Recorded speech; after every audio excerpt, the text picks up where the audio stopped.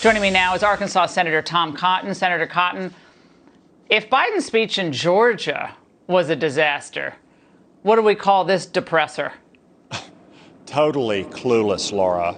I mean, the president is completely detached from reality and the kitchen table issues that matter to Americans. He's claiming that inflation is under control, that shelves at the grocery stores are restocked, that we're going to get COVID under control soon if you just keep wearing masks and we keep demanding people show their vaccine cards. None of these are what people are experiencing across Arkansas or across the country. I think it's ironic that I'm standing here tonight in the Senate when the Democrats are trying to make it illegal for a state to require identification to vote, so you prove you are who you say you are.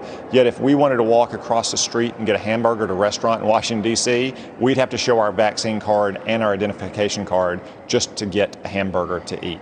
That's how detached these Democrats are from reality. Well, I know a lot of people in D.C., Senator Cotton, who are refusing to eat in D.C., and these are vaxxed people.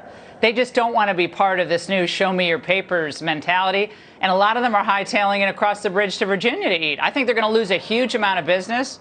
I don't wish it on any small business owner. They've been hammered, but they've got to just make their voices heard. By the way, on the next election and what Biden is already forecasting about that, he began today to undermine the results of 2022 before they even came in. Watch. Do you still believe the upcoming election will be fairly conducted and its results will be legitimate? Well, it all depends on whether or not we're able to make the case to the American people that some of this is being set up to try to alter the outcome of the election. You think that they would in any way be illegitimate? Oh, yeah, I think it easily can be illegitimate. Well, Senator Cotton, I thought questioning the integrity of elections was the beginning of encouraging an insurrection. So are we going to have a 119 commission now? Like, what are we going to do here? That's unbelievable. Well, it's amazing that Joe Biden is accusing Republicans, not just here in Washington, but across the country, who want things like voter ID and who don't want ballot harvesting, of impeding our elections. And that if we don't give the Democrats their election takeover bill, then the elections won't be legitimate. That is exactly what Joe Biden has been accusing us and accusing the former president of doing in 2016 and 2020. Joe Biden has either lost his mind or he is lying to the American people, because what he is saying about elections is completely false. It's the big lie that the Democrats are propagating across the country, that somehow states like Georgia or Iowa or Texas have adopted laws that are making it harder to vote or suppressing the vote. They're simply making it harder to cheat, and the Democrats apparently don't like that.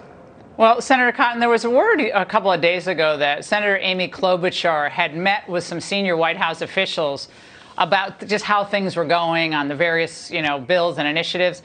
And her staff came away very frustrated with these senior White House staffers. Are you hearing any scuttlebutt among your colleagues on the Hill about Democrat frustration with what is an obviously incompetent senior staff at the White House? I mean, they've got to restaff that whole place. Yeah, there's a lot of frustration with the president and the White House. I hear privately from Democrats and frankly about Chuck Schumer as well. Many Democrats think that he's afraid of a primary by Alexandria Ocasio-Cortez. That's why he's pushing this radical election takeover bill and hanging so many of his members out to dry. I also heard today a lot of members who were astonished that Joe Biden would not only refuse to express any regrets about the impotence and the incompetence he displayed in Afghanistan, which has, by the way, emboldened Vladimir Putin to prepare for an invasion of Ukraine.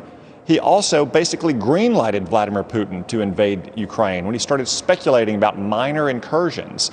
Many Democrats here in the Senate were astonished that the president had no regrets about the debacle in Afghanistan and that he is basically rolling out the red carpet for Vladimir Putin to go into Kyiv.